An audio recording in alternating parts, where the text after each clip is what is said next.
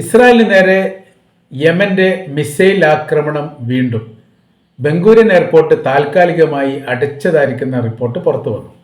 കഴിഞ്ഞ ദിവസമാണ് എയർപോർട്ടിനെ കേന്ദ്രീകരിച്ചുകൊണ്ട് ഫലസ്തീൻ 2 എന്ന ഹൈപ്പർസോണിക് മിസൈൽ ഉപയോഗിച്ച് ഇസ്രായേലിന് നേരെ യമൻ ആക്രമണം നടത്തിയത്. പ്രതിരോധിക്കാൻ സാധിച്ചിട്ടുണ്ട് എന്ന് IDF അവകാശപ്പെട്ടിട്ടുണ്ടെങ്കിലും ലക്ഷ്യം കണ്ടിരിക്കുന്നു എന്നാണ് യമന്റെ അഭിപ്രായം. അപ്പോൾ അതോടനുബന്ധിച്ച് അഭിപ്രായ വ്യത്യാസങ്ങൾ നിലനിൽക്കുന്നു എന്ന തരത്തിലുള്ള റിപ്പോർട്ടും പുറത്തു വന്നു.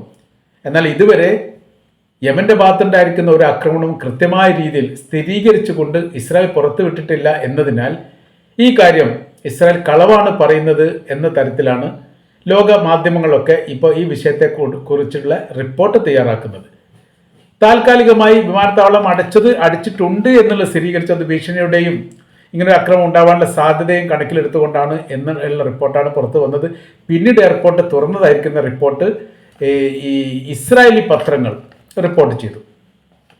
അന്താരാഷ്ട്ര തലത്തിലൊക്കെ വലിയ വാർത്താ പ്രാധാന്യം ഇപ്പോഴത്തെ ആക്രമണവുമായിട്ട് ബന്ധപ്പെട്ട് ഉണ്ടായിട്ടുണ്ട് എന്നുള്ളതാണ്. ഹൈപ്പർസോണിക് മിസൈലിനെ പ്രതിരോധിക്കാൻ അയൺ ഡോം സംവിധാനത്തിന് സാധിക്കില്ലെന്ന് ഇറാന്റെ ആക്രമണത്തോടു കൂടി തെളിഞ്ഞതാണ്. അപ്പോൾ യഥാർത്ഥത്തിൽ ഇസ്രായേൽ കളവാണ് പറയുന്നത് എന്നുള്ളത് യാഥാർത്ഥ്യമാണ് എന്ന തരത്തിലാണ് റിപ്പോർട്ട് വരുന്നത്. ബെൻഗൂരിയൻ എയർപോർട്ട് സുരക്ഷിതമല്ലെന്ന് വീണ്ടും ചില വിമാന കമ്പനികൾ അവകാശപ്പെട്ടു അല്ലെങ്കിൽ അഭിപ്രായപ്പെട്ടു.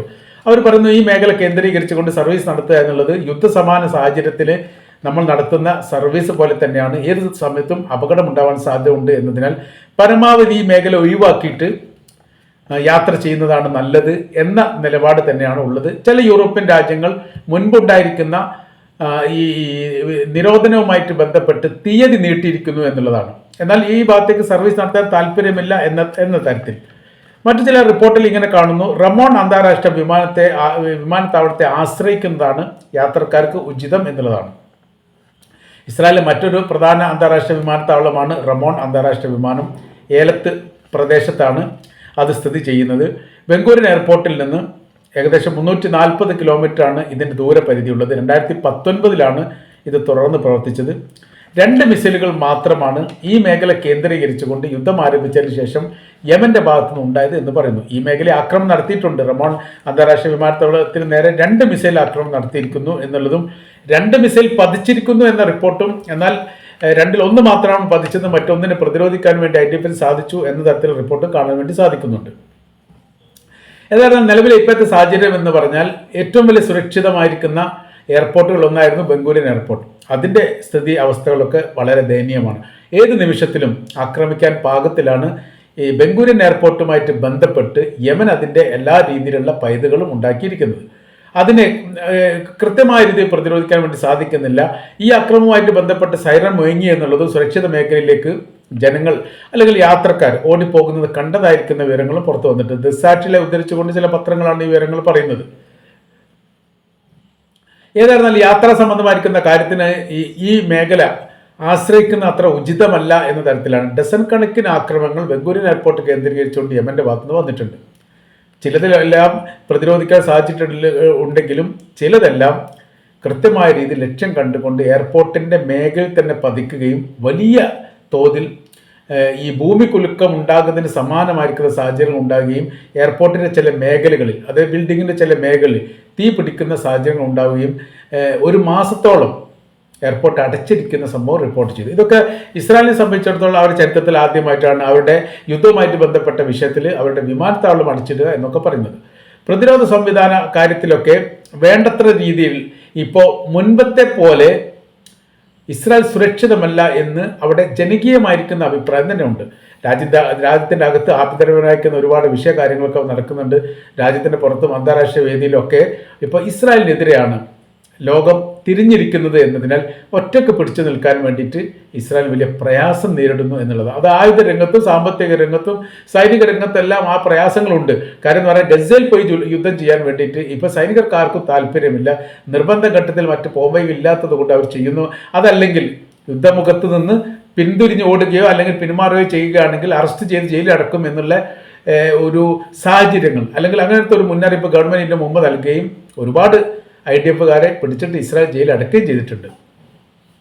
അത് ചെറിയ പരിക്കുകളോട് കൂടിയിട്ട് ഗസയിൽ നിന്ന് ഇസ്രായേലിലേക്ക് തിരിച്ചു വരികയും ചികിത്സയ്ക്ക് ശേഷം തങ്ങൾ ആ ഭാഗത്തേക്ക് ഇനി പോകുന്നില്ല എന്ന് പറഞ്ഞതിൻ്റെ അടിസ്ഥാനത്തിൽ അത് യുദ്ധക്കുറ്റം പോലെ തന്നെയാണ്. യുദ്ധമുഖത്ത് നിന്ന് പിന്തിരിഞ്ഞോടുന്നതിന് സമാനമായിരിക്കുന്ന സ്ഥിതിയാണ് യുദ്ധത്തിലുള്ള ഒരു സൈനികർ തിരിച്ചു പോകുന്നില്ല എന്ന് പറയുന്നത്. അതിനാൽ തന്നെ അങ്ങനെ നിർബന്ധിച്ച സമയത്ത് അവരെ നിയമപരമായ രീതിയിൽ ജയിലടച്ചു എന്ന അന്ന് അവിടെ നിന്നുള്ള റിപ്പോർട്ട് കാര്യങ്ങളൊക്കെ ഈ വിഷയവുമായിട്ട് ബന്ധപ്പെട്ട് തന്നെ പറഞ്ഞിട്ടുണ്ട്. ഇപ്പോഴത്തെ നിലവിലെ സാഹചര്യം എന്ന് പറയുന്നത് ഈ യമന്റെ ഭാഗത്തു നിന്ന്, അതായത് ചെങ്കടൽ കേന്ദ്രീകരിച്ചുകൊണ്ട് വലിയ തോതിൽ ആക്രമണം ഉണ്ടാവാൻ സാധ്യത വിലയിരുത്തുന്നു. അതോടൊപ്പം തന്നെ ഈ ഇറാന്റെ പ്രോക്സി വിഭാഗങ്ങൾ സംഘടിച്ചിരിക്കുന്നു എന്നാണ് പറയുന്നത്. സംഘടിക്കാനുള്ള വലിയ ശ്രമങ്ങളൊക്കെ ഇറാൻ ഇസ്രായേൽ യുദ്ധത്തിന് ശേഷം ഒരുക്കിയിരുന്നു. കപ്പൽ കണക്കിന് അല്ലെങ്കിൽ 2ലധികം കപ്പൽ ആയുധങ്ങളുമായിട്ട് ചെങ്കടലിന്റെ തീരത്ത് യമനിലേക്ക് അടുത്തിരിക്കുന്നു എന്ന റിപ്പോർട്ട് പുറത്തു വന്നതാണ്. എന്നാൽ അത് ഇറാൻ സ്ഥിരീകരിക്കുകയോ അല്ലെങ്കിൽ യമൻ സ്ഥിരീകരിക്കുകയോ ചെയ്തിട്ടില്ല. ഇങ്ങനത്തെ കപ്പലുകൾ ആയുധമായിട്ട് വന്നിട്ടുണ്ട് എന്നുള്ള സ്ഥിരീകരണം ചില മീഡിയകളൊക്കെ റിപ്പോർട്ടാക്കി പുറത്തു വന്നിട്ടുണ്ട്. സാധ്യത വളരെ കൂടുതലാണ് എന്നുള്ളതും കൃത്യമാണ്. കാര്യം എന്ന് പറഞ്ഞാൽ ഇനിയൊരു ആക്രമണം ഉണ്ടാവുകയാണെങ്കിൽ ഒറ്റപ്പെട്ട രീതിയിലല്ലാതെ സംയുക്തമായ രീതിയിൽ ഏകോപിപ്പിച്ചുകൊണ്ടും ക്രോഡീകരിച്ചുകൊണ്ടുള്ള ഒരു ആക്രമണം ഇസ്രായേലിന് നേരെ ഉണ്ടാവാൻ സാധ്യത വിലയിരുത്തുന്നു. അത് ഇന്റലിജൻസ് റിപ്പോർട്ടിന്റെ ചില ഭാഗങ്ങളിൽ ആ കാര്യങ്ങൾ പറയുന്നുണ്ട് എന്നാണ് മനസ്സിലാക്കാൻ വേണ്ടി സാധിക്കുന്നത്.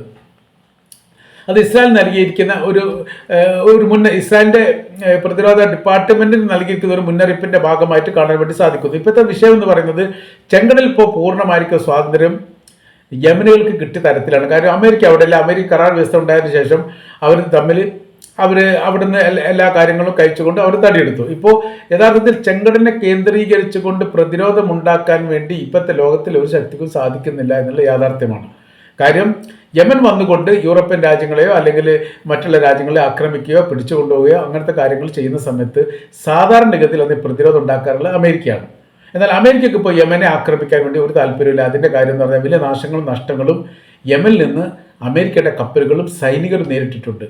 അതിനെ ഇനി താങ്ങുക എന്ന് പറഞ്ഞത് വലിയ പ്രയാസമുള്ള കാര്യമാണ് എന്നതിനാൽ പല ഘട്ടങ്ങളിൽ ഇസ്രായേൽ ആവശ്യപ്പെട്ടിട്ടും യമനുമായിട്ടുള്ള കരാർ റദ്ദാക്കാൻ വേണ്ടിയിട്ട് അമേരിക്ക തയ്യാറാകാത്തതിൻ്റെ പ്രധാനമായിരിക്കുന്ന കാരണം ഈ മേഖലയിൽ പിടിച്ചു നിൽക്കാൻ വേണ്ടി അമേരിക്കക്ക് സാധിക്കുകയില്ല എന്നുള്ളതാണ്. ബ്രിട്ടനും അമേരിക്കയും സംയുക്തമായ രീതിയിൽ പോലും യമനെ ആക്രമിച്ചിരുന്നു. എന്നാൽ സംയുക്തമായ രീതിയിൽ ആക്രമിച്ച ആ സംഘത്തെ അങ്ങനെ തന്നെ 24 മണിക്കൂർ തികയുന്നതിന് മുമ്പ് യമൻ തിരിച്ചാക്രമിക്കുകയും ചെയ്തു. അത് കൃത്യമായിരിക്കുന്ന ലക്ഷ്യം കണ്ടു. ഇപ്പോഴത്തെ ഇസ്രായേലിൻ്റെയും അമേരിക്കയുടെയും ഒക്കെ പ്രധാനമായിരിക്കുന്ന വിഷയം വിലയിരുത്തുന്നത് ഇങ്ങനെയാണ്: യമൻ എന്ന് പറയുന്ന രാജ്യത്തിൻ്റെ അകത്തോ അല്ലെങ്കിൽ ഇറാൻ എന്ന് പറയുന്ന രാജ്യത്തിൻ്റെ അകത്തോ അവരുടെ കൈവശത്തിലുള്ള ആയുധം എത്രത്തോളം ശക്തിയും ബലവും ഉള്ളതെന്നും അത്യാധുനികമായിരിക്കുന്ന എന്ത് സംവിധാനം ഉപയോഗിച്ചുകൊണ്ടാണ് അത് നിർമ്മിച്ചത് എന്നതിനെക്കുറിച്ചുള്ള ഒരു ഐഡിയ ഇപ്പോൾ അമേരിക്കക്കോ ഇസ്രായേലിനോ ഇല്ല എന്നുള്ളതാണ്. ശത്രുവിൻ്റെ ശക്തി മനസ്സിലാക്കണമെങ്കിൽ അവർ ഉപയോഗിക്കുന്ന വസ്തുക്കളുടെ പ്രഹരശേഷി എത്രത്തോളം ഉണ്ട് എന്ന് മനസ്സിലാക്കാൻ മുൻകൂട്ടി കാണണം, അല്ലെങ്കിൽ മുൻകൂട്ടി മനസ്സിലാക്കാൻ വേണ്ടി സാധിക്കണം. അതിനനുസരിച്ച് പ്രതിരോധം ഉണ്ടാക്കുകയാണ് വേണ്ടത്. അമേരിക്ക ചെങ്കടലുമായി ബന്ധപ്പെട്ട വിഷയത്തിൽ യമൻ ഒരു മിസൈൽ വിട്ടു കഴിഞ്ഞാൽ പിന്നീട് ഈ മിസൈലിൻ്റെ ശക്തിയെക്കുറിച്ച് വളരെ കൃത്യമായ രീതിയിൽ പഠിച്ചുകൊണ്ട് അതിന് പ്രതിരോധം ഉണ്ടാക്കാനുള്ള സംവിധാനങ്ങൾ പിന്നെ ഒരുക്കുകയാണ് അമേരിക്ക സാധാരണ ചെയ്യാറുള്ളത്. എന്നാൽ തൊട്ടടുത്ത ദിവസമോ അല്ലെങ്കിൽ തൊട്ടടുത്ത ആഴ്ചയോ വീണ്ടും യമൻ്റെ ഭാഗത്തുനിന്ന് ഒരു മിസൈൽ ആക്രമണം ഉണ്ടാവുകയാണെങ്കിൽ ആദ്യം ഉപയോഗിച്ചിരിക്കുന്ന ആ മിസൈൽ അല്ലാതെ വീണ്ടും വലിയ പ്രഹരശേഷിയുള്ള മിസൈലാണ് അമേരിക്കക്ക് നേരെ യമൻ ഉപയോഗിച്ചിരുന്നത്. അങ്ങനെ വരുന്ന സമയത്തുള്ള വിഷയം എന്ന് പറഞ്ഞാൽ പ്രഹരം കുറഞ്ഞിരിക്കുന്ന മിസൈലിനെ പ്രതിരോധിക്കാൻ വേണ്ടി അമേരിക്ക ഉണ്ടാക്കിയ അതേ പ്രതിരോധ സംവിധാനമാണ് ശക്തമായിരിക്കുന്ന മിസൈലിനെ പ്രതിരോധിക്കാൻ വേണ്ടി അവർ വെക്കുന്നത്. അങ്ങനെ ആ സമയത്ത് ആ പ്രതിരോധം തകർക്കാൻ വേണ്ടി വളരെ എളുപ്പത്തിൽ യമന് സാധിക്കുകയും കൃത്യമായിരിക്കുന്ന ലക്ഷ്യം കണ്ടുകൊണ്ടുള്ള ആക്രമണം നടത്താൻ വേണ്ടി അവർക്ക് സാധിക്കുകയും ചെയ്തു. അത് സാധിക്കുകയും ചെയ്തിട്ടുണ്ട് എന്നുള്ളത് കൃത്യമാണ്. അതുകൊണ്ടാണ് അവരുടെ വലിയ പടക്കപ്പൽ, യുദ്ധ പടക്കപ്പലൊക്കെ നടുക്കെ പിളർന്നുകൊണ്ട് ചലിക്കാൻ പറ്റാത്ത വിധം വലിയ നാശങ്ങൾ ഉണ്ടായി എന്നുള്ളത് നമ്മൾ കേട്ടതാണ്. ആരിസ് ട്രൂമാൻ കപ്പലിനെ സംബന്ധിച്ചിടത്തോളം വന്നത് അമേരിക്കയെ സംബന്ധിച്ചിടത്തോളം യുദ്ധത്തിൽ ഏറ്റവും വലിയ പടക്കപ്പലിൽ ഒന്നാണ്, ഈ 5 പടക്കപ്പൽ ഒന്നാണ് ഈ പറയപ്പെട്ട ആരിസ് ട്രൂമാൻ കപ്പൽ.